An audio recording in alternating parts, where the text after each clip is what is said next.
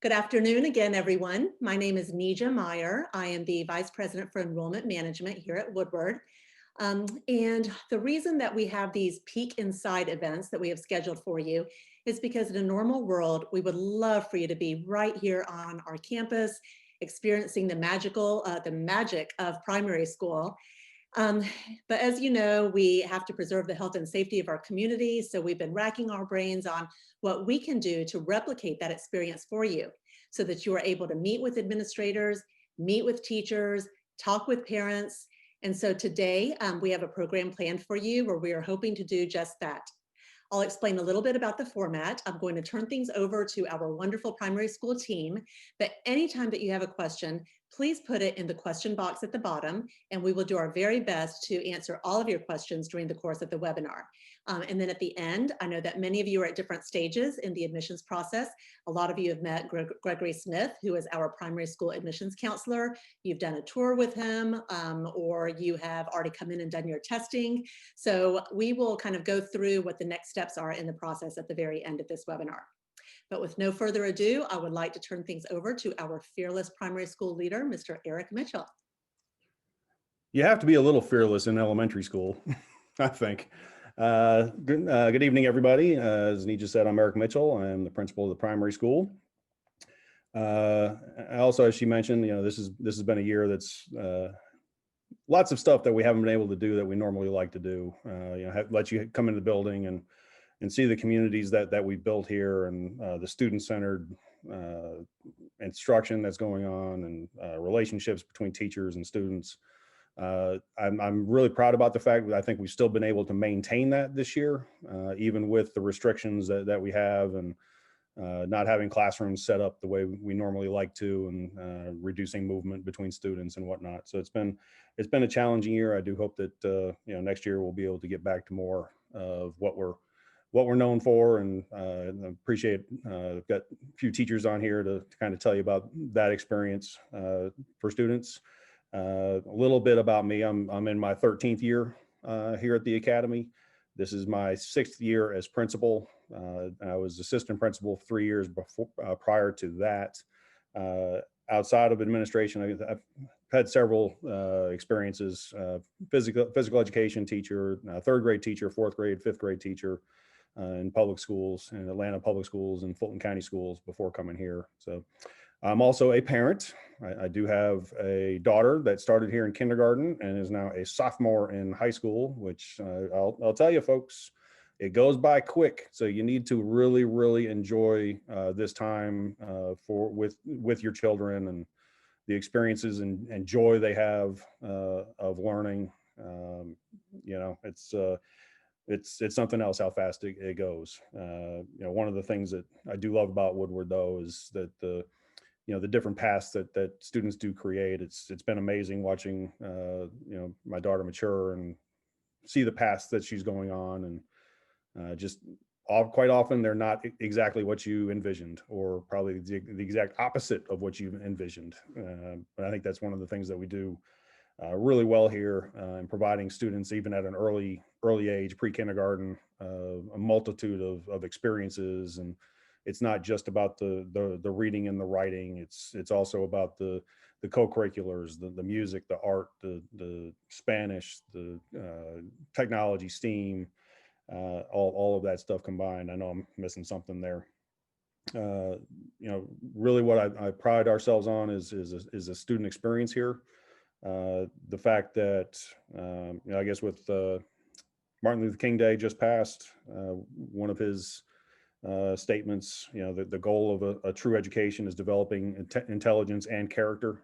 I think that's a major part of what we do here. I think we've experienced quite often of late how, if you don't know how to get along with people, if you don't know how to listen, if you don't know how to communicate, problems arise. And so, hopefully we are a step in the right direction, and producing students that when they leave this school, they will be able to collaborate with those around them, and listen and have empathy. That's something that really I think that our society is missing right now. I think that's A little bit. I think that's enough for me right now. Turn it over to. I often have to get limited on my time because I have a tendency to just like, oh, I think of this, and I'll talk about this and that and this and that. So Eric has been very good at keeping me in check. So without further ado, I'll pass it on to Erica Wiltshire, our assistant principal. Thank you, Eric. Good afternoon, everyone. Thank you so much for taking the time to be here. As you said, my name is Erica Wiltshire, and I am the assistant principal of the primary school. Just to tell you a little bit about me, I came to Woodward in 2003, so this is my 18th year at the academy. This marks my 6th year as the assistant principal in the primary school. And before moving into administration, I taught 4th grade in the lower school. I also did some other things around campus. I coached competitive cheerleading and coached basketball cheerleading, and just have had a great time at the academy. So I just have to say, one of the things that I love so much about Woodward is our approach to education. I love feeling like I have a part in helping the world become a better place. Um, I love the people that I work with, and I think that you'll be able to feel a little bit of that during this webinar. When people talk about our school, they often talk about the warmth that they feel when they come in. And I think that's because we have a group of people that actually enjoy what they do and they enjoy working together. So with that said, I want to kind of. Well, actually, I can say just the team is what makes it. I mean, I think your team makes you look as an administrator. They do everything. You know, it's just I really feel like I've got a group that I can just wind them up and let them go and just get out of the way. And that's one of the best feelings as an administrator, to have full confidence in those folks around you. I know a few years ago, we took, Eric and I decided to just like fool around and take one of those personality tests. And, we got the report back, and it tells you all rundown about who you are and who you work best with. And it said something to the effect of that I work best with somebody who's the cheerleader type. So as you heard, there's cheerleader coaching, and Erica's out there at carpool bringing the tunes and bopping around and bringing the energy. So it's really really a cool thing. That's true. I think we're a great team, and I think a great team is necessary to have the kind of environment that we have here at the primary school. I want to briefly go through the two main parts of our program this afternoon. We're going to start with 3 primary school teachers. They will briefly introduce themselves, give you an overview of their schedule, and discuss some of our most frequently asked questions. Next, we will head into a panel of some of our primary school parents. They will also introduce themselves and share some additional information with you. So with that being said, we will go ahead and move into the teacher panel portion of the afternoon. So I will hand things back over to Eric. Cool. So I think, I just wanted to, one of the things that I really want to emphasize is just the student experience in the classrooms. I know if you've had a tour, had a conversation with Gregory, or you are planning to have one coming up, he's going to do a really good job of talking about the different curricular components of how we meet students' needs academically.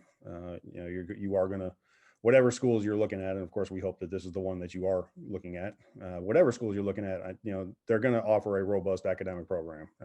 If they're not, then they have no business educating students. But I really want these teachers to kind of touch on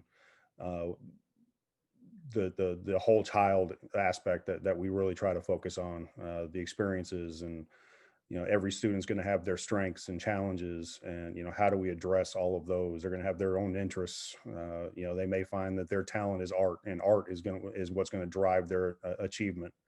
So I will, I guess, start in relationships and with students and families is really big. So I'll just throw that question out there. How do you teachers, how do you feel that we build relationships with our students and our families? Okay, so I'll start.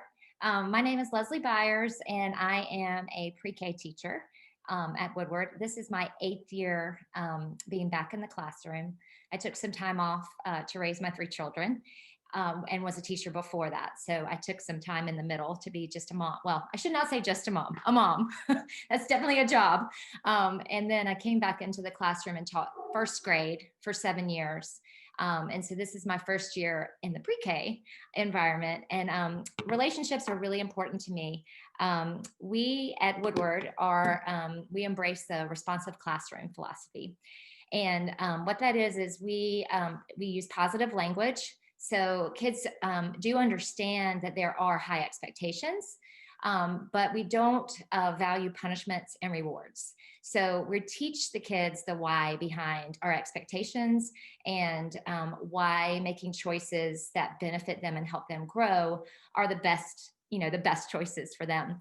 And we do that by teaching them through a variety of really rich children's literature where kids see themselves represented, but they also are able to learn about other kids that don't look like they look, and maybe, have different beliefs or opinions. And we learn how to understand and see each other. And through doing that, they feel valued and safe and loved in our classroom. So we believe that building relationships with families starts with building the relationship with the child. So we do that through morning meeting. So they are greeted, each child is greeted by name with a warm greeting. And we hear their voice every morning, first thing, with a share, where they are able to, have a choice of how they want to express themselves. And I will say one of the hardest things about responsive classroom, and as a parent, I'm sure all of you have done this, when your child uses their voice, we have a tendency to repeat what they say because it only has value right when you say it. But that's something we resist as educators at Woodward, because their voice is valuable just as it is. So when they do share, we let it stand as it is. And if it needs clarification, we might do that, but only in a way that values the child and makes them feel whole. And so then morning meeting has 4 components: greeting the child by name, allowing them to share. And then we do an activity that sometimes connects to academics, where we're enriching things that we're doing in the classroom. But sometimes it's just fun and they need a brain break and they need to move, because we want learning to be fun. And young children learn through learn through play and discovery. So we create opportunities for them to do that. That's our main goal. And then at the end of morning meeting, we usually go over our morning message, which is written when the kids come in the classroom. And a lot of times we connect math, language arts, they're reading the morning message together. For young children like pre-K and kindergarten, they're learning the dates, the days of the week, calendar, all kinds of things. Just rich learning happens during that time. We integrate voice and choice throughout the day so the children feel like the classroom is their space. They own it, they have ownership. However, they're still meeting high expectations. So they are held accountable for the decisions they make. And if they make a decision that might not be the best one, then we sit down and talk about it and give them a chance to repair whatever damage might have happened. So we call that restorative justice, so that they are never, chastised or punished, but hey, why did we make that decision? What could we do better next time? And then we make sure that we're communicating with the families all through this process. So the families know that we value their child, that your child is the most important thing about our day. And we do that through we ask the kids to tell us their hopes and dreams, and we set goals together, and then we meet together and how are you doing with this? How can I help you achieve that goal? And then we talk to the parents and have conferences of the same hopes and dreams kind of thing. I think I'm pretty much, Seesaw is another way, which I think some of my colleagues will share with you as well, where the kids are able to post their work, and it is a connection, a bridge between the classroom and home. And also, I think, in this day and age, where we're through the screen, it's so hard because I can't see you, and that's how I get my energy, is from the kids and from you. But somehow we're able to create that magic anyway, and those connections, and our kids who are learning at home are feeling that magic and feel a part of the classroom, and they are just as much involved and a part of our community. And so it's been pretty amazing to see how this approach works so well that we still feel that community and that warmth. Kelly or Tammy, anything you'd like to add in that area? I mean, I think, hi everyone, I'm Kelly Gronka. I teach kindergarten here at the primary school. I think Leslie covered it well. Mhm. Yeah, I agree with everything she says.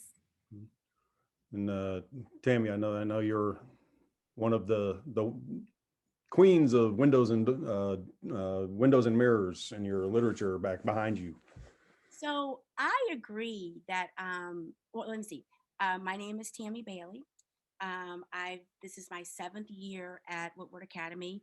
My daughter also attended school here. She's now graduated and on with life and working, thank goodness. Uh, but I believe that relationships are very, very important.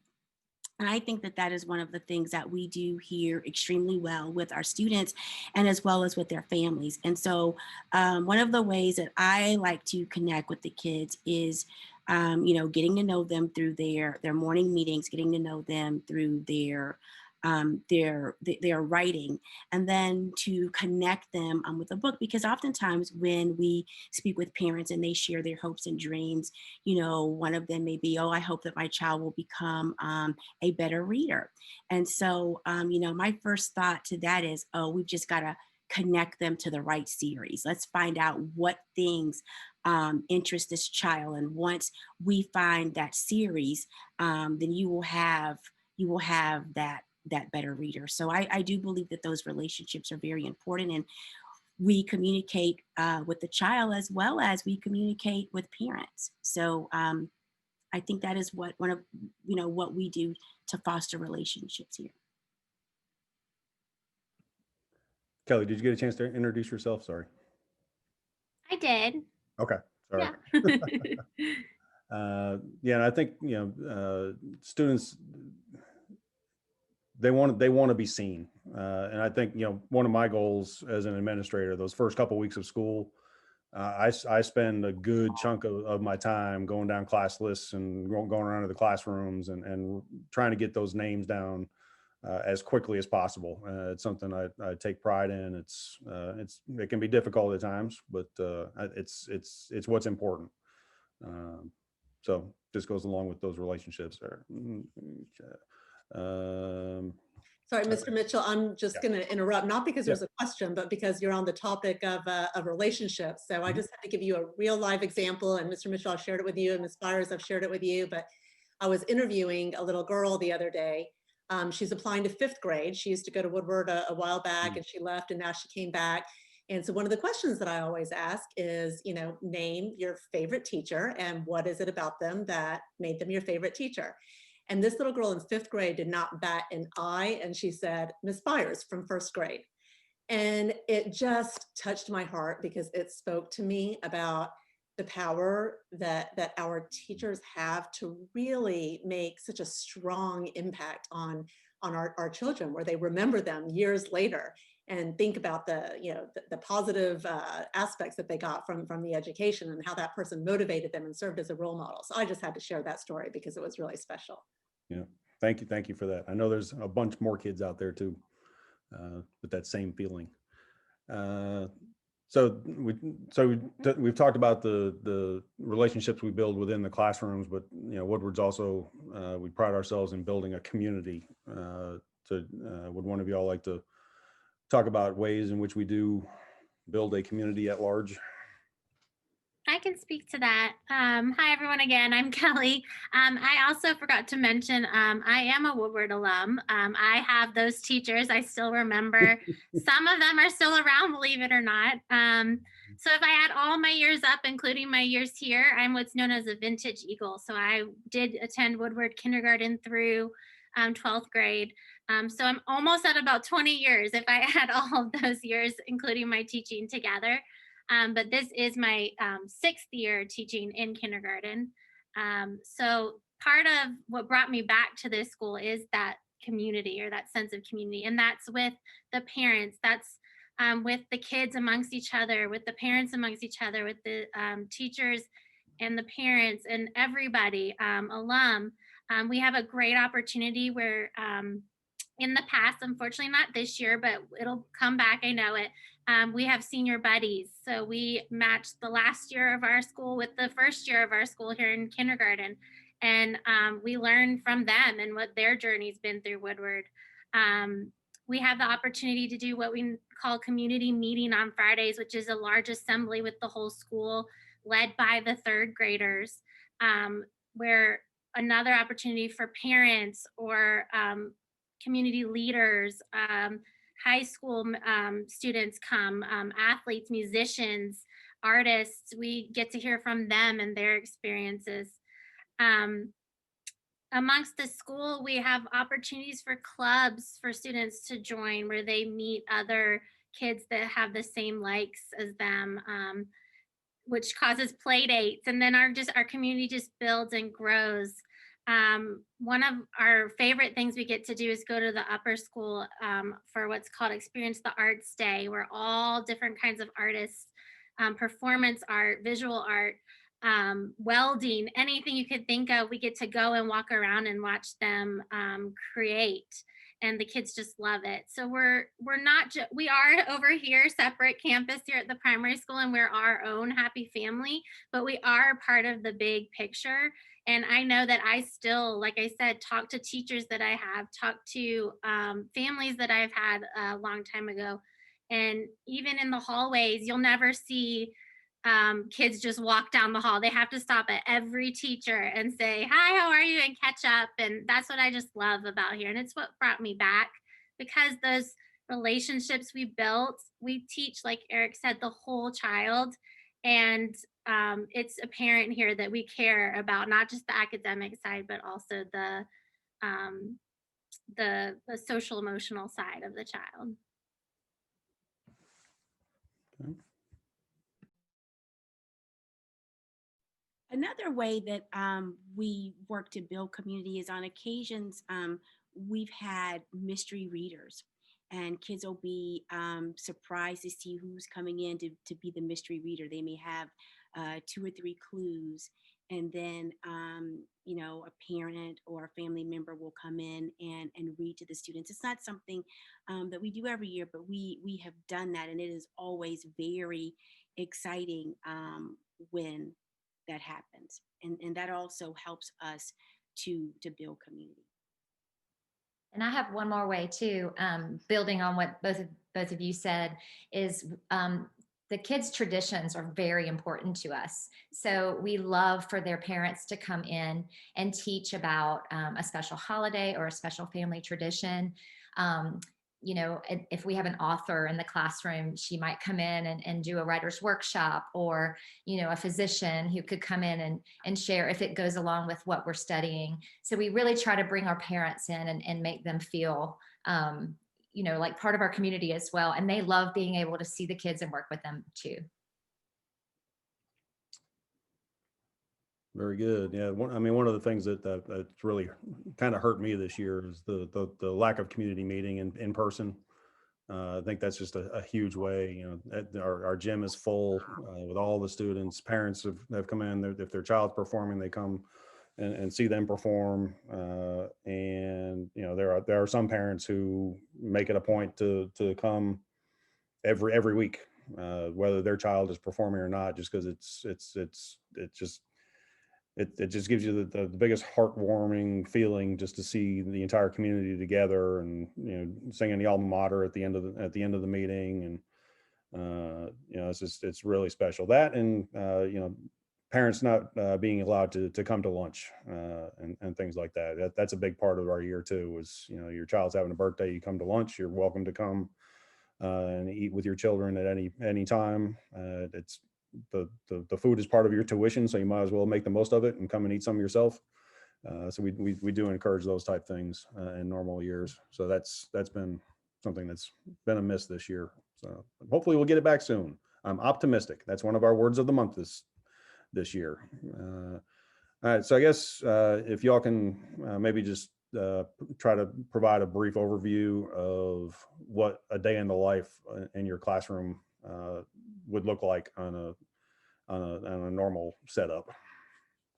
So one of the most exciting things I think that I know that happens is that we have one teacher outside in the hallway and one teacher in the classroom. And so as kids are coming down the hall, it's kind of like a parade. We're calling their names, we're saying hello, we're asking them how they're doing, what's going on with them, that kind of thing. Then there's a teacher in the classroom to kind of, to get them in, to help them, or to walk them through unpacking their backpack, reading the board, the morning message, reminding them of the things that they need to do to be ready to get their day started. Then each day always begins with a morning meeting. And as Mrs. Byer shared, there are the 4 parts of that morning meeting. This year we have had morning announcements as a part of our morning meeting. And Mr. Mitchell has done this wonderful thing called This Day in History. And the kids really love that, because then they challenge me to find a book to go along with what he is sharing with us with that day in history. Sometimes we'll do a mini lesson in the morning meeting, and then it segues into a learning time. During the course of the day, when we are working and we can see that the kids may be getting a little antsy, we'll say, hey, you know what, let's do a brain break. And a brain break could be just as simple as we're going to stretch, we're going to do something like this, or we'll say, what Just Dance video, what Just Dance Kids video would you like to do? And we will play one of those. And they totally enjoy that. And then they're able to get water, go to the restroom, come back, settle down, and we're ready to start again. We like to, and so during their day, there is instruction, direct instruction. We work in small group. We also work in large group. The kids have specials where this year the specials are coming into us, but typically kids go out to see their specials, and they totally enjoy that. Inside the classroom, we try to offer them flexible seating. We try to give them voice and choice. Like if we're doing a writer's workshop, we will explain to them, okay, if you're doing a personal narrative, you got to make sure that it starts with a hook, but you get to decide what moment in time that you will share. And kids really love having choice, because then they're able to take ownership in that work. And it is great to see how that turns out. And so I will say, with the schedules that we have, we don't have any one day that looks like the day before or the day after during the course of the week, because the specials are different. So that's what it looks like here for us in 2nd grade.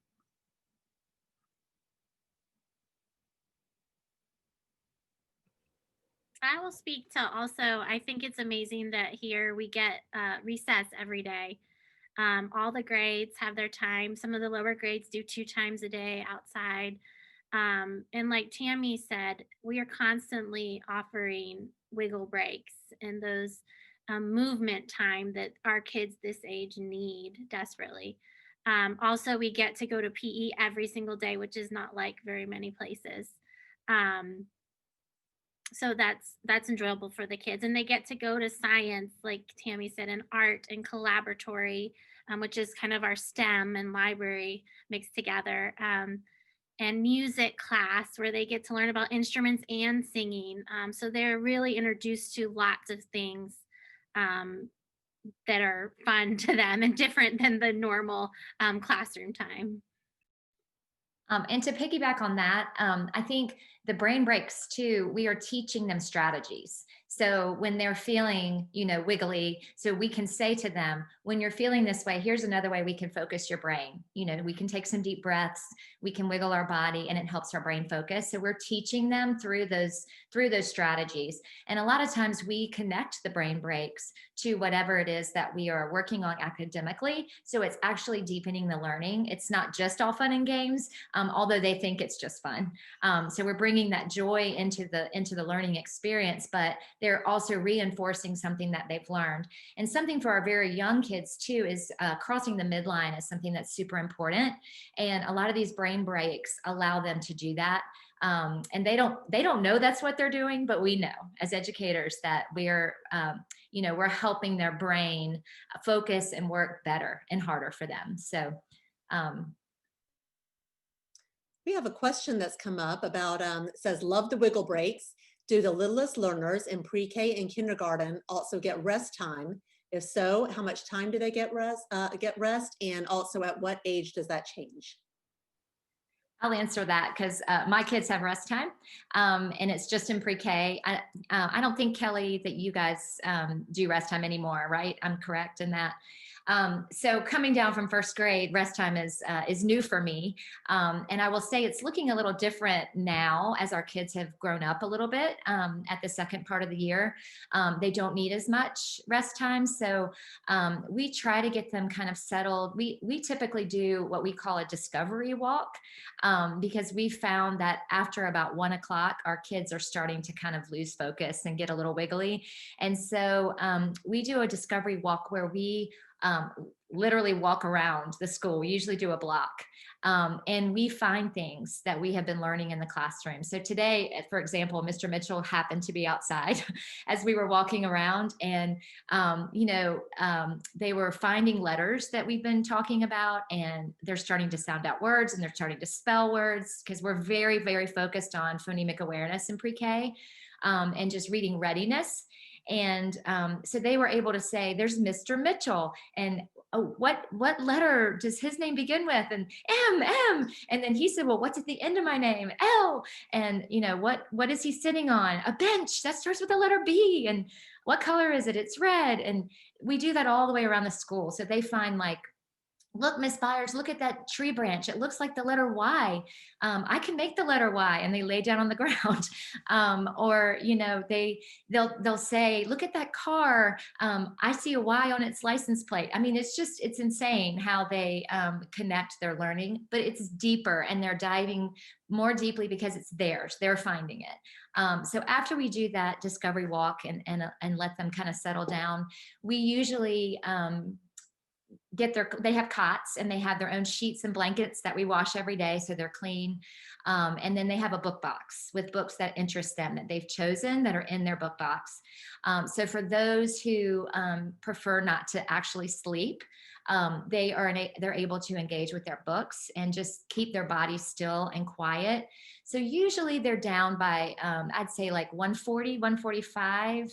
And depending on who's resting and how it's going on that day, it may be 220 by the time we get them up. But if we have a few that just really are sleeping and it's hard to wake them up, it might be 230 before we kind of get everybody up. And then we have a snack time and a closing circle. So that's how it looks in pre-K. And I can go over my whole schedule if y'all are interested in hearing how it looks for the littles. Well, I know the rest time's in the afternoon. I think we'll move on for today, because I think, Gregory, you'll talk a little bit about that on your tours too, right? Yes, that's right. If you've not been on a tour, I would love to host you for one on Zoom. And I do bring up sample schedules. Actually, they're not sample schedules. I have Miss Byers' schedule. I have Miss Gronka's schedule. I have another schedule. So I can show you by grade level what that looks like on the tours as well. But Ms. Byers, we do have a question for you, because for many of our students, pre-K is their first exposure to school, because they may not have been in a daycare program. So how do you deal with that adjustment in the way of separation anxiety, just getting used to being in the classroom? Yeah, that's a great question. So I think just what we've talked about with building relationships and making sure that they feel that they are seen, heard, safe, and loved. And, it can take some time to build that. But I will say, even in this pandemic situation, I mean, probably by day 3, we had everybody in and happy. Just, making sure we support them how they need to be supported. Meeting them at the door, walking them in, making sure they understand routine, helping them develop independence. So, whether it's, I want to fill up my own water bottle today, just little things like that, where they feel like, we know that they are valuable and important and capable, really, of doing things for themselves, and that they love that ownership. and just really hearing their voices. Telling them, sometimes, honestly, sometimes we FaceTime a mom in the middle of the day. If somebody's having a hard time, hey, you need to check in with your mom, let's do that. Because they're, they do sometimes need that support. And when they know that I'm connected to their families and they know that we're an extension of that family, they feel better. So did I answer everything? You did. I'm And gonna then we add- also have a question from Ms. Bailey, which is what the homework philosophy is for grades 1 to 3. Oh, you're muted. Yeah. This year, our students have not had homework. What we will do, if a family will say, how can I best support my child, or what kind of work can they do, then we will make recommendations for them through that. But our children have access to a number of digital subscriptions, which they can use on campus and as well as home. So right now at this time, we are saying play math games with your families, and please be sure to read at least 20 minutes every night. Some of them will say have an adult to read to that child so that they can hear the fluency, how the parent is honoring, or the adult is honoring punctuation and excitement in their voice, so that the kids will be able to do that as well. I'm not sure what homework will look like next year, but this year we are just asking the kids to read and to play those math games to develop a sense of numbers, to develop number sense. Thank Can you, I Ms. add a Bailey. little- Can I add a little something onto what Leslie said? One thing that I think is unique about the primary school and when you arrive is carpool. So in the morning, Mr. Mitchell and myself are often at carpool, and we want you to arrive at school and for it to be exciting. So there's usually music, someone opens the door, says good morning to you, and you come inside. So it's not like a child exits the car and just kind of walks into the building alone.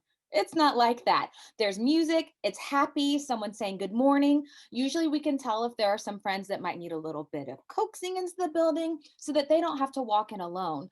And usually they're like, oh my, there's so much happening that they forget that they're sad and they go into the building. Now that's not always the case, but we try to make it so that when kids arrive to school, they're happy to be there and they want to go inside.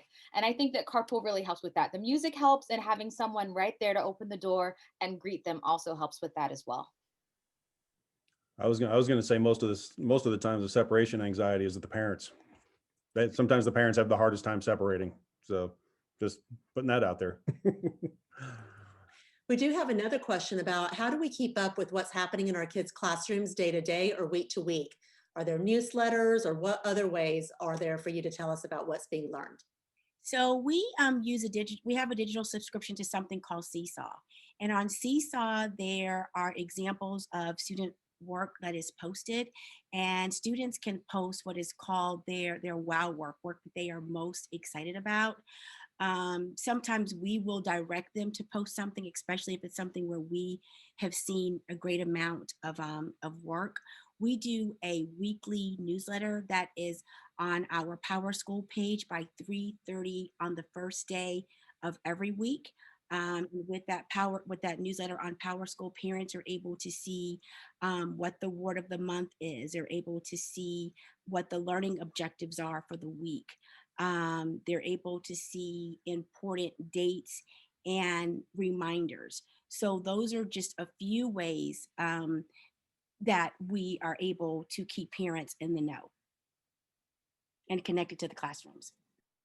Thank you. And on the topic of communication, another question about, can you speak about assessments and the communication with parents about how the students are progressing academically?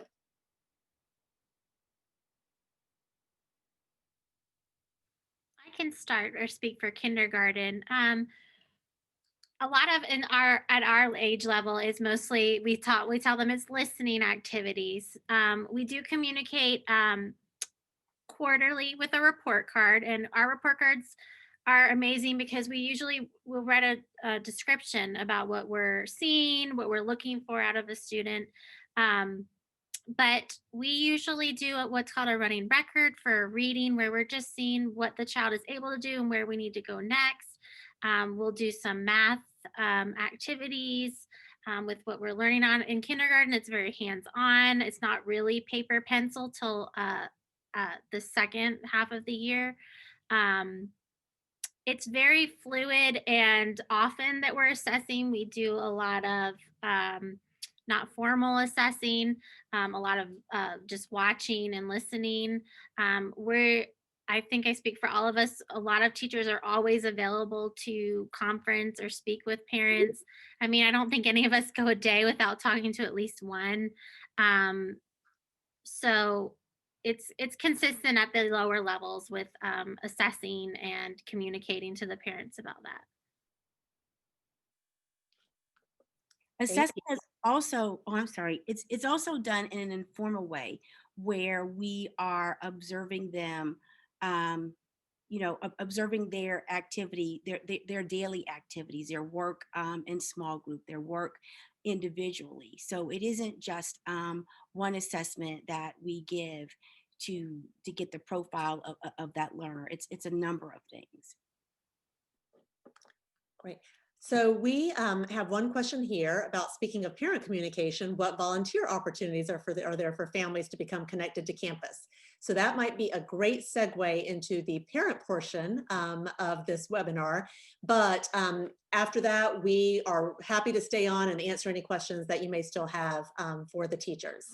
So let's switch over to the parents a little bit. And we have 3 parents with us today.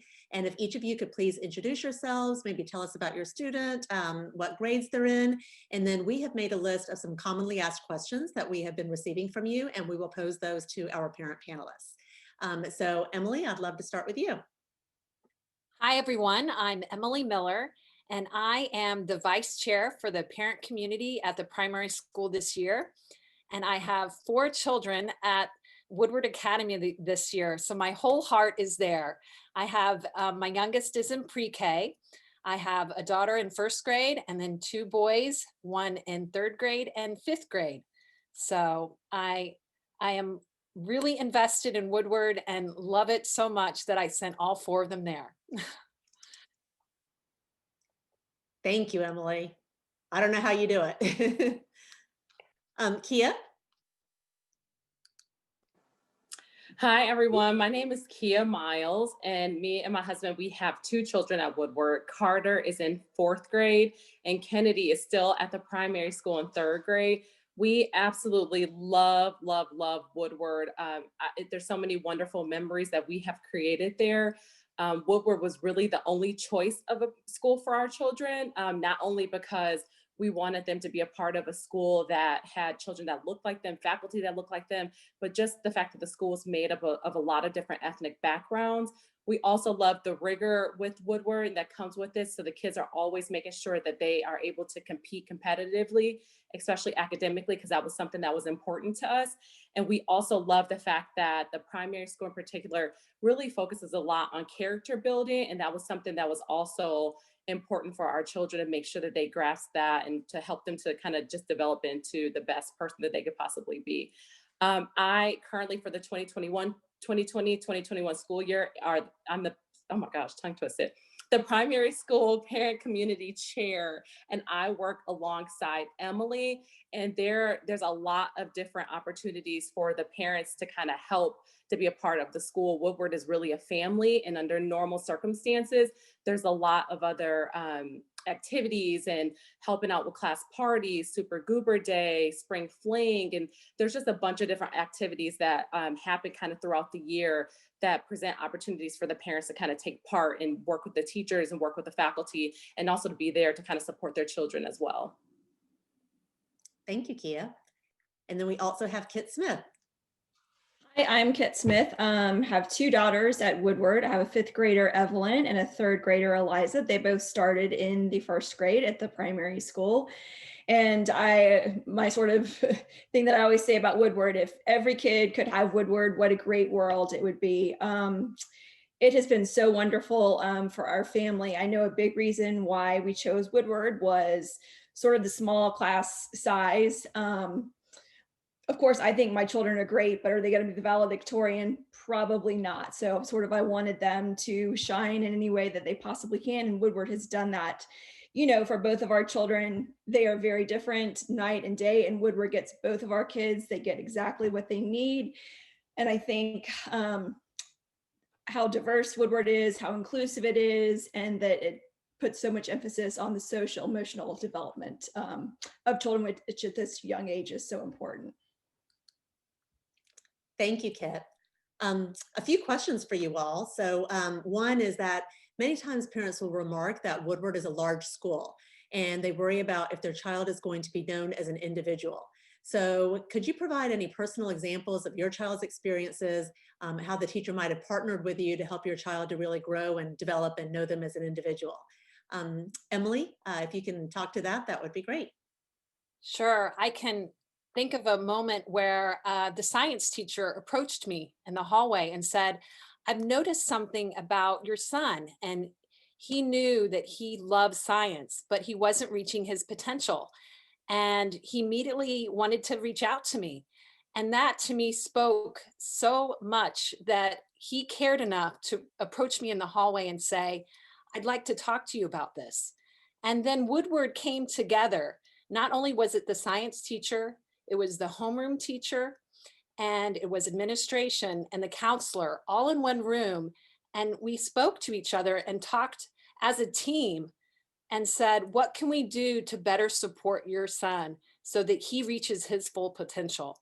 And that to me just said how much they cared that he reached his potential. And we talked to each other about what we could do differently at home, what they could do differently in the classroom to find out his learning style.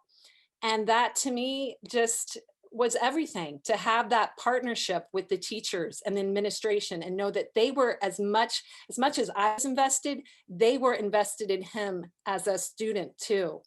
And one other quick example, to learn about your child and know that their passion is being grown in the classroom.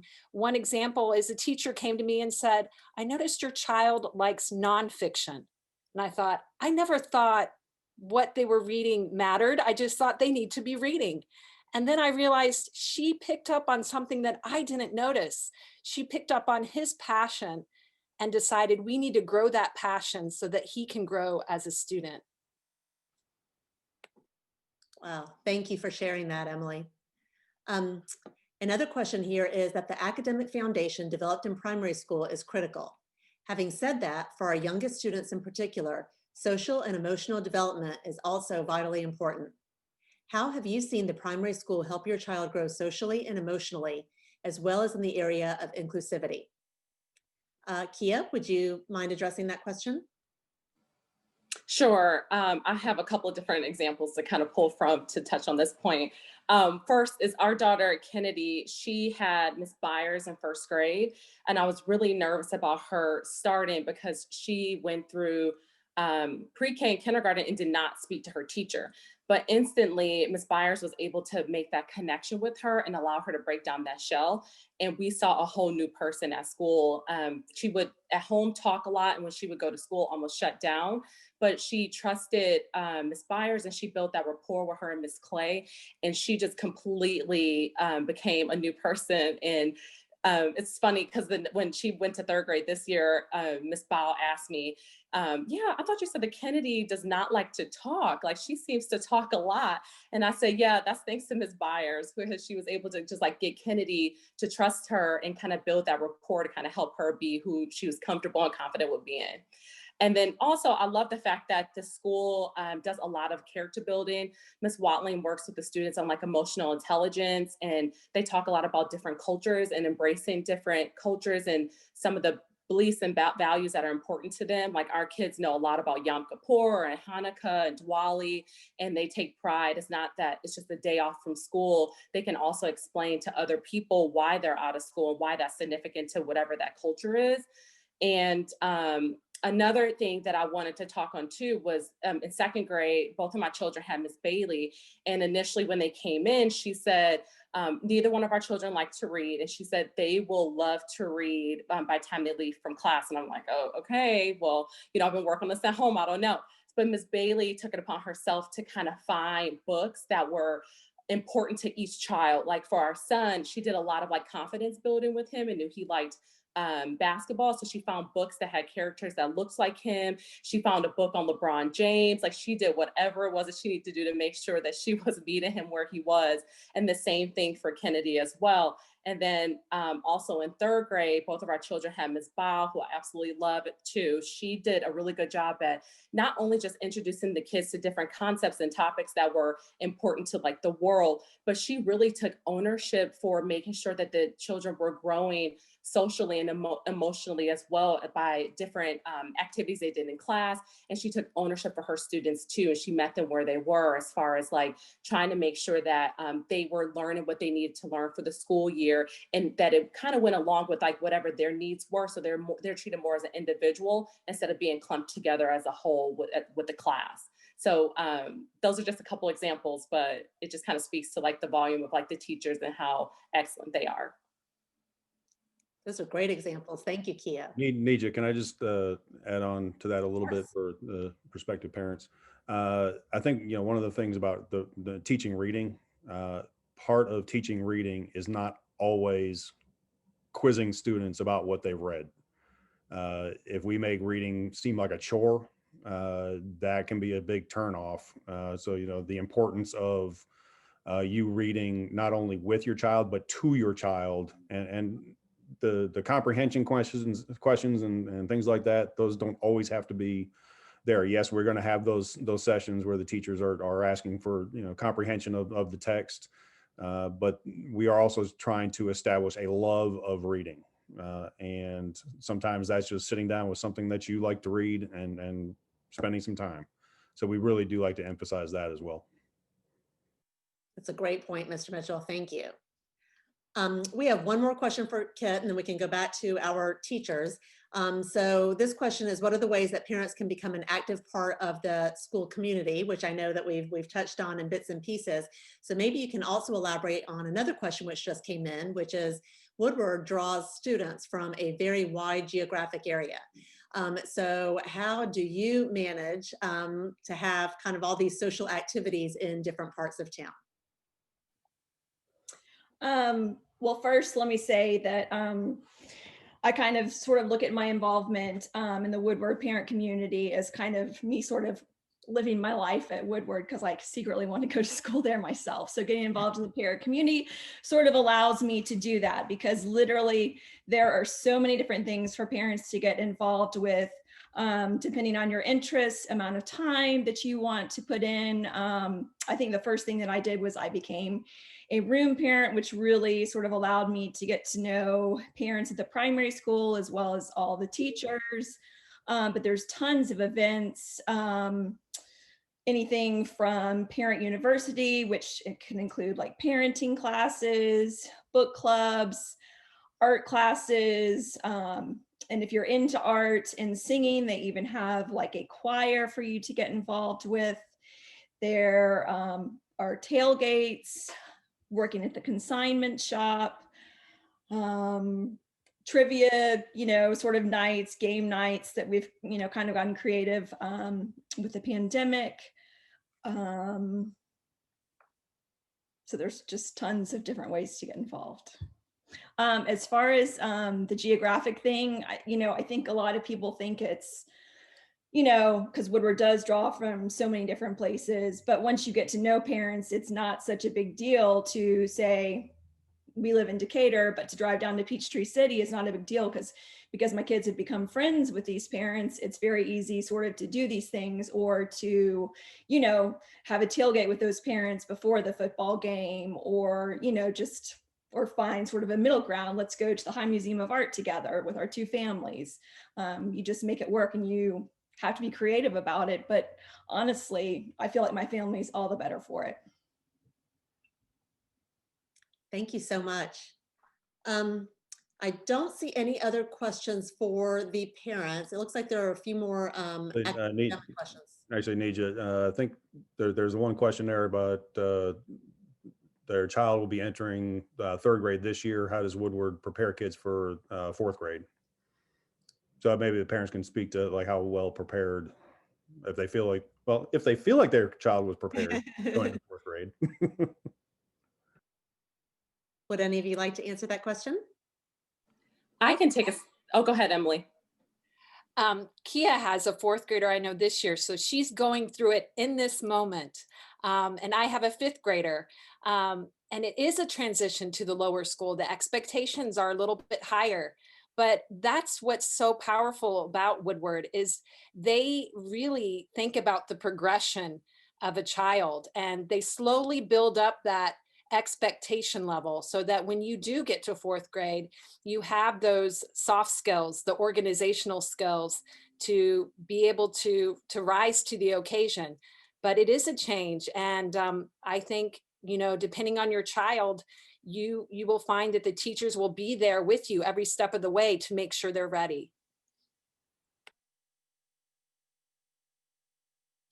Kia, did you have something to add? I would echo Emily. I love my third grade year was fantastic. Last year, dealing with the pandemic, and this year as well, they presented new challenges because last year my son was in third grade and we spent half of the year at home, which was kind of unfortunate because he has such an amazing teacher. And I felt like she still did a wonderful job of preparing him for third grade. I loved how they make the students take accountability and they have to stay organized. The executive functioning kind of comes through. And I think that that really helps them once they kind of get over into fourth grade and they're switching classes and they have to be more autonomous and just more organized. So I think third grade was a wonderful year and it did a really good job of preparing the students. I will say from a administrative perspective, I'm best buddies with the lower school principal, Andy Phillips. A lot of people call us two peas in a pod, but I request for him, at the end of first semester and second semester, I asked for him to send over student grades just so I can take a look and see how things are going, because that is one of the changes is you've gone to more of a traditional grade format, a grading format with the ABC, et cetera. And I can tell you that these kids, when I see those grades, they are prepared. I mean, it's if I see, occasionally I'll see like a C, but for the most part it's A's and B's, and they're ready to roll. Again, parent adjustment is usually the big challenge there. Thank you. And unfortunately, we are coming up on the end of our webinar. Thank you so much to our primary school team. Kit, I echo your sentiment that I want to come back and be little again and go to primary school because that all sounds fantastic. Before we go, I did want to show you all a few of the next steps. So I'm going to share my screen with you quickly. So if you have not already done so, I encourage you all to visit our virtual admissions hub. You can go to woodward.edu/visit. And here is where there are multiple opportunities for you to engage with our campus. If you have not yet taken a virtual campus tour, then here is where you can sign up for a tour with Gregory Smith, who would love to. And our tours are not big group tours. They are very personalized tours where he will get to know your child's interests, and then really customize that tour based on what you would like to see. Also, every Friday morning, we have virtual coffee chats. So you can hop on for a few minutes and ask any question that you would like, or you can stay the whole while and chat with us and learn a little bit more about Woodward. So you can sign up for that as well. And then you obviously found this one because this is where you can sign up for the different panels and webinars. And so today you did a peek into the primary school. If you'd like to see what's a little bit further ahead as well, upcoming are peeks into the lower school, the middle school, and the upper school. There's also opportunities to learn about athletics. If you're interested in the transition program, there'll be an opportunity for you to sign up for that. And if you'd like to really get a peek into what's in the future, there's an opportunity to listen in on a conversation with our upper school students as they share about their journey through Woodward. So, do you want me to address that question quick? It's pretty complicated for writing. Yes, we have a question about if you can request if parents can request specific preferences for teachers. So yes, Mr. Mitchell. Please. Yes, and the observation that Kia's children had the same teachers. What we do value is parents kind of telling us from their student viewpoint, the style of teacher, the type of teacher that they feel like their child will work best with. We do not really get into a specific request. Many times that is going off parent feedback and their experience with their child, and the two children might be completely different within the same family. I mean, we've got twins here that are born 5 minutes apart that are completely different students. And, to say that just because one teacher was good for that child does not necessarily mean that that teacher is going to be the best for the child coming up. And so, we do value the parent feedback in that way, but we really do take a look at the teacher observations, because they're seeing them in the school setting, and we really value their opinions. And it's not always the teacher. Sometimes it's social aspects. We do need to separate some students sometimes because they're frenemies, something like that. Or we think that this child will work well because of a group of children that are in that class. We also try to take a look at, such things as not having the same first names in the classroom, not having the same birthdays. There's all kinds of considerations that go into that, because we really want the child to be seen as an individual, and not to have those duplications and have to be called, Mike F. That's not something that we value. So feedback is welcome. Specific feedback, we generally will not accept that. Thank you. Very helpful. So thank you all again for attending today. If you have any additional questions, please feel free to email admissions@woodward.edu, and we promise to get back to you within 24 hours. So thank you again for coming today. Thank you all. Thank you, teachers and parents as well.